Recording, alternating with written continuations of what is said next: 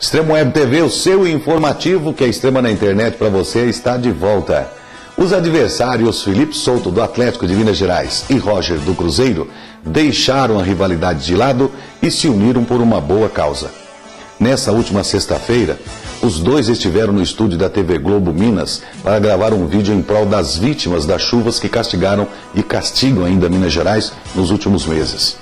Eles fizeram um coro à campanha de doações que pretende mobilizar todo o estado. Com o texto razoavelmente decorado e uma inibição esperada para um jogador de futebol em frente às câmeras, Felipe e Roger incentivaram a doação de material de higiene pessoal e de limpeza, que deverão ser entregue nos quartéis da Polícia Militar e do Corpo de Bombeiros. O atleticano se mostrou satisfeito com a participação na campanha e disse estar particularmente envolvido. Para mim, especialmente, é um momento de muita importância em minha vida. Tenho familiares que têm passado maus bocados por causa da quantidade de chuvas. Sinto-me muito lisonjeado por ter sido convidado a participar da campanha. Espero sensibilizar as pessoas da importância de doar e ajudar aqueles que estão mais necessitados nesse momento. O carioca Roger ressaltou a necessidade de mobilização da população mineira nesse momento de dificuldade. Acho que pelo nome que temos, pela credibilidade, não nos custa nada dar a doação desse tempo. Sei desse sofrimento, principalmente no estado de Minas Gerais. Sou carioca e também acontece no Rio de Janeiro, mas o índice em Minas Gerais é maior. Fiz essa singela participação para mobilizar todo mundo a doar o que puder. Foi apenas o primeiro jogo da temporada. O adversário não era dos mais fortes. Mas o torcedor são paulino, após inúmeras decepções com sua equipe no ano passado, encontrou motivos para sorrir. Dentro do campo, um time reformado basicamente pela base de 2011. As exceções eram o zagueiro Edson Silva e o lateral esquerdo Cortez. Mostrou velocidade, objetividade, vontade e diante de um frágil Botafogo de Ribeirão Preto, não teve dificuldade para se impor e sair de campo com uma boa vitória por 4-0. Apesar de o coletivo tricolor ter funcionado muito bem, dois jogadores chamaram a atenção positivamente. Os meias Lucas, que participou de todos os gols, e Cícero, um dos autores dos tentos na tarde deste domingo. Com a vitória, o time somou os primeiros 3 pontos e assumiu a primeira colocação por ter menor saldo de gols que Ituano Paulista, que venceu também, Corinthians, Palmeiras, Linense e Guarani, que venceram seus jogos. Na quarta-feira, o tricolor paulista voltará a campo para atuar como visitante contra o Oeste, em Presidente Prudente, a partir das 7h, 7h30 da noite. Já a equipe do Botafogo de Ribeirão Preto buscará a reabilitação diante do 15 de Piracicaba, no estádio Santa Cruz. O discurso dos treinadores em início de temporada é quase uma regra. Vencer é mais importante do que jogar bem. No Palmeiras não foi diferente na estreia do Campeonato Paulista. Com Filipão nas tribunas pela suspensão imposta pelo TJD de São Paulo, o Verdão não exibiu o futebol dos sonhos da torcida, mas venceu o Bragantino em Bragança Paulista por 2-1 neste domingo no estádio Nabi Abichedid. Assim, sem a nova esperança de gols, o argentino Hernan Barcos, o time recorreu a uma velha fórmula para triunfar. Sempre preciso em lance de bolas paradas, Marcos Assunção encontrou Leandro Amaro na área em cobrança de escanteio para abrir o placar logo no início do jogo. O Wellington de pênalti empatou no segundo tempo para o Bragantino, mas coube ao baixinho Maicon Leite, de apenas 1,68 m, fazer o gol da vitória 2 minutos depois de entrar. E acreditem, de cabeça. O Palmeiras volta a jogar na quarta-feira contra a Portuguesa, às 21h50 no Pacaembu. Filipão continua fora e só retorna na quarta rodada. No mesmo dia, às 19h30, o Bragantino enfrenta a Ponte Preta, seu arquirrival, no estádio Moisés Lucarelli, em Campinas. A vitória do Corinthians diante do Atlético do Paraná na tarde do último sábado por 6-0 credenciou o Timão para a final da Copa São Paulo, quarta-feira, dia 25, no estádio Paulo Machado de Carvalho, Pacaembu. É a 15ª vez que o clube alvinegro chega à decisão da competição, recorde absoluto. O Timão também é o maior detentor de títulos, 7 títulos. Só que o adversário da final deste ano é justamente o segundo colocado nesse páreo, o Fluminense, que venceu o Curitiba também no sábado por 4-0.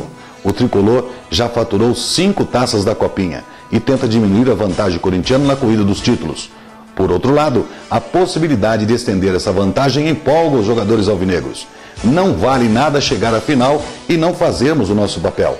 O que importa de verdade é o título. Assim, chegaremos lá em cima, no time profissional, né? Com moral maior, disse o meia Matheus. Autor do terceiro gol da vitória sobre o Furacão, o ex-Mateuzinho explicou a mudança de nome.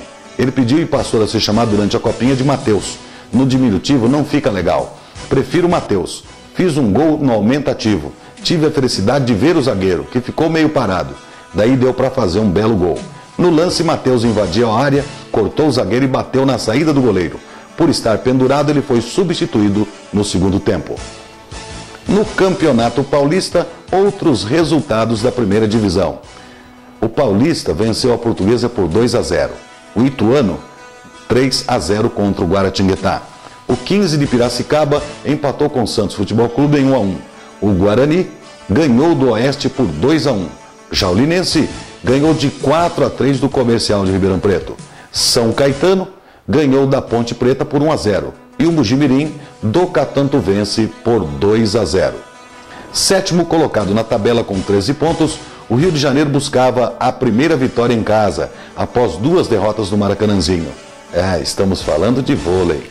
Em quarto lugar no ranking da Superliga Masculina de Vôlei com 17 pontos, o Cruzeiro, um dos favoritos do campeonato, cedeu à força do time carioca e ao apoio da torcida e foi derrotado por 3-1, 21-25, 25-17, 25-20 e 25-20.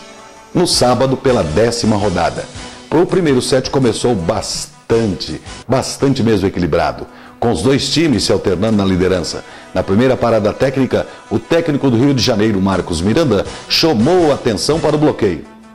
Oposto do Cruzeiro, o Wallace demonstrou ótimo desempenho no ataque, marcando 8 pontos para o time, que chegou a abrir frente em 17-12.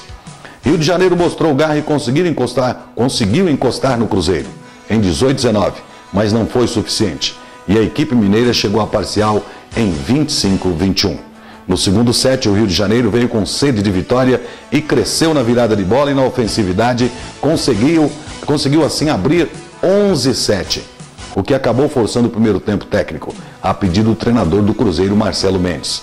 Com consistência, o oposto do Rio de Janeiro, Theo, se destacou e ajudou o time carioca a vencer a parcial em 25-17, deixando tudo igual, 1-1. O terceiro set foi marcado pela superioridade do Rio de Janeiro, que se manteve à frente desde o primeiro ponto e fechou o jogo em 25-20. Já no quarto set, o Cruzeiro mostrou reação e conseguiu empatar em 8-8. Porém, o Rio de Janeiro, com a presença dos campeões mundiais, Dante, Marlon, Alain, Theo e Lucas, fechou o jogo em 25-20. Com 21 pontos na partida, o meio de rede do time carioca Lippe foi eleito o melhor jogador em quadra. De um lado, uma equipe em busca de sua 8ª vitória. Do outro, o time que ainda luta pelo seu segundo triunfo na Superliga Feminina de Vôlei. A superioridade do Rio de Janeiro sobre o Pinheiros ficou evidente no duelo desse sábado, onde a equipe do técnico Bernardinho não teve problemas para vencer o time da casa por 3-0 parciais de 25-20, 25-17 e 25-19 e recuperar a liderança da competição. Até o início da rodada, o Rio liderava a Superliga por conta do aproveitamento de sets. No entanto, na sexta, o Vôlei Futuro venceu Osasco por 3-2 e assumiu a liderança com 23 pontos. Com a vitória sobre o Pinheiros nesse sábado, a equipe carioca somou 24 pontos e recuperou a ponta. A diferença técnica entre as duas equipes não ficou evidente nos primeiros minutos da partida. Os dois times se alternaram na liderança no placar. Com o ataque da oposta Daniele explorando o bloqueio do Rio de Janeiro, o Pinheiro chegou a abrir 8-6 e parou por aí. Sheila começou a forçar o saque e desestabilizou o time adversário. Foram 7 pontos consecutivos. Daí em diante, foi só administrar a vantagem para fechar em 25-20. Como de costume, a experiente levantadora Fernanda Venturini se destacou na distribuição de bolas e foi determinante para o Rio de Janeiro aumentar o volume de jogo e garantir uma boa vantagem no placar logo no início do segundo set. Sheila e Regiane seguiram forçando o saque e atrapalhando a recepção adversária. O time da casa sofreu algumas substituições, mas a diferença técnica continuou grande. Carol, que estava no banco, também entrou bem no saque, reforçando a equipe comandada por Bernardinho, que fechou a parcial em 25-17. Assim como o primeiro, o terceiro set começou um pouco mais equilibrado. O Pinheiros conseguiu empatar em 8-8 depois da marcação de uma condução da levantadora Vetturini. Com destaque para a Regiane nos ataques, o Rio de Janeiro superou o momento ruim na partida e voltou a se impor um forte ritmo de jogo. Mais uma vez, a vitória veio com tranquilidade em 25-19. Por hoje é só. O informativo Extremo Web TV fica por aqui. Acompanhe a programação da sua Extremo Web TV, Extrema na internet para você. Até mais.